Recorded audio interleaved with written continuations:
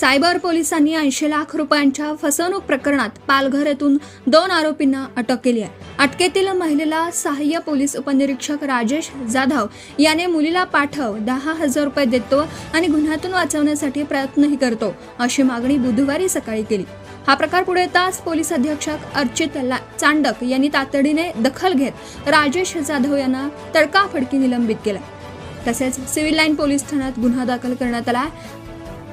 आरोपीला रात्री उशिरा जठारपेठ परिसरातून अटक केल्याची माहिती आहे. सायबर पोलिसांनी तब्बल 80 लाख रुपयांच्या फसवणूक प्रकरणाचा छडा लावत आरोपींना अटक केली. या कारवाईत एका महिला आरोपीचाही समावेश आहे. दरम्यान या प्रकरणाच्या तपासादरम्यान महिला आरोपीशी बोलताना सहाय्यक उपनिरीक्षक राजेश जाधव यांनी अत्यंत अयोग्य वर्तन केल्याचा आरोप आहे. त्यानुसार त्याने महिलेला अमानवी व लज्जास्पद मागणी केल्याचा उल्लेख आहे. एवढेच नव्हे तर संबंधित महिलेला गुन्ह्यातून वाचवण्यासाठी मदत करण्याचा आमिषही दाखवण्यात आल्याची माहिती समोर आली आहे. हा प्रकार वरिष्ठ पोलीस अधिकाऱ्यांच्या निदर्शनास येताच त्यांनी तातडीने या प्रकरणाची गंभीर दखल घेतली. पोलीस दलाच्या प्रतिमेला धक्का देणाऱ्या या कृत्यामुळे सहाय्यक पोलीस उपनिरीक्षक जाधव यांचं तडकाफडकी निलंबन केलं.